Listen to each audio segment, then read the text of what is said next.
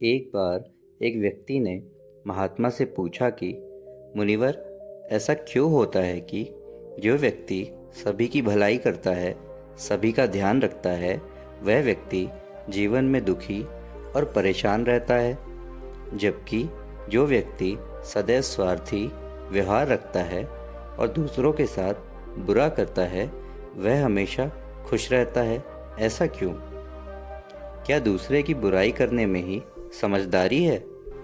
यह प्रश्न सुन महात्मा मुस्कुराकर कहते हैं कि यह आप सभी की अज्ञानता भरी सोच है कि बुराई करने वाला व्यक्ति सुखी है, जबकि सच तो यह है कि लोग जीवन की सच्चाई से बहुत दूर हैं, अज्ञानता से भरे हुए हैं, जिसके कारण वह सत्य नहीं देख पाते और इसकी वजह से बस बुरे कर्म करते रहते हैं। और फिर जब बुरे कर्म का घड़ा भर जाता है तो वो एकदम टूट जाता है और सब कुछ उनके समक्ष आ जाता है। जो सुख अच्छा कर्म करने में है, भलाई में है, वो बुराई में नहीं।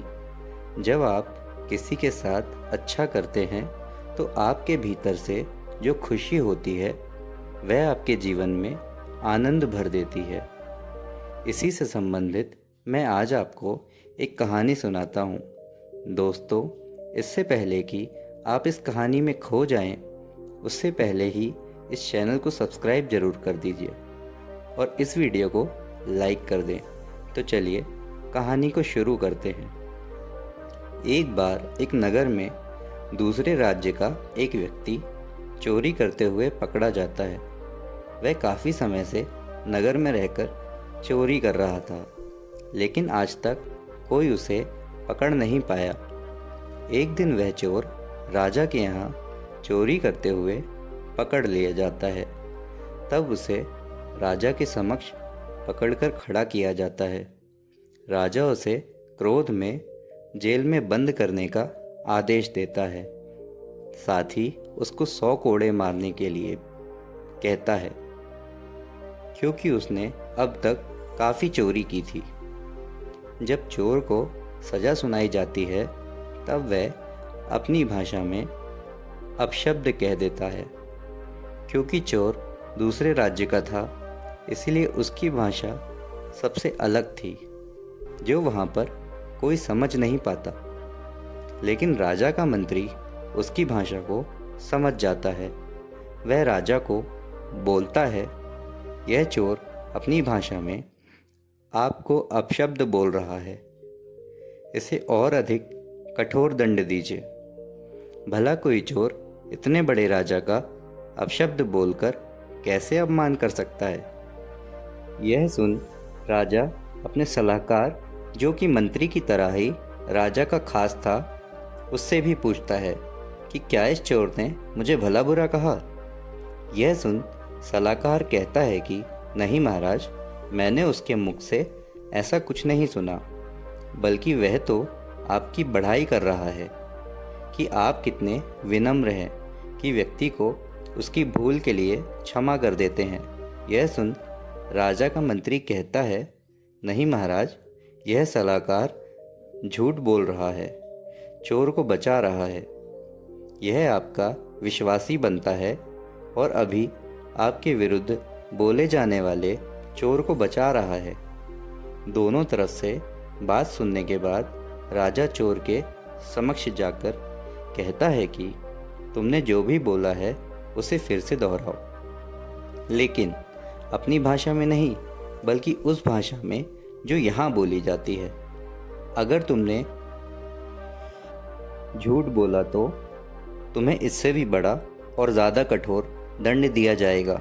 यह सुन चोर घबरा जाता है और कहता है कि क्षमा करें महाराज, यह सत्य है कि मैंने आपको अपनी भाषा में अपशब्द बोला था, क्योंकि आपने मुझे चोरी करने के कारण इतना बड़ा दंड देने को कहा। यह सुन मंत्री राजा के पास जाकर कहता है कि देखिए महाराज, मैं सत्य कह रहा था, यह सलाहकार आपसे झूठ बोल रहा था, और अगर यह सलाहकार आपका विश्वासी होता तो आपसे झूठ ना कहता। अब आपको न केवल इस चोर को बल्कि सलाहकार के झूठ के लिए भी उसे दंड देना चाहिए। यह सुन राजा कहता है कि नहीं, यह दंड के नहीं बल्कि सम्मान के पात्र है। यह सुन मंत्री आश्चर्यचकित होकर कहता है कि यह आप क्या कह रहे हैं महाराज। तब राजा कहता है कि यह सत्य है कि सलाहकार ने झूठ बोला, सत्य छुपाया, लेकिन उसके पीछे की मंशा अच्छी थी। उसने भलाई करने के उद्देश्य से झूठ कहा। ऐसा उसने उस चोर को बचाने के लिए कहा था, क्योंकि उसने मानव धर्म को सर्वोपरि रखा और राजधर्म को पीछे। फिर मैं ऐसे कैसे उसे दंड दे दूं? राजा मंत्री से कहता है कि तुमने सत्य कहा, लेकिन तुम्हारे सत्य कहने के पीछे की मंशा गलत थी। तुम्हारे भीतर सलाहकार के लिए ईर्ष्या की भावना थी, जो स्पष्ट दिख रही थी। तुम चोर को दंड दिला स्वयं को मेरी दृष्टि में मेरा अपना दिखाना चाहते थे। तुम्हारी यह ईर्ष्या की भावना साफ दिख रही है। यह सुन मंत्री अपनी आंखें नीचे कर लेता है।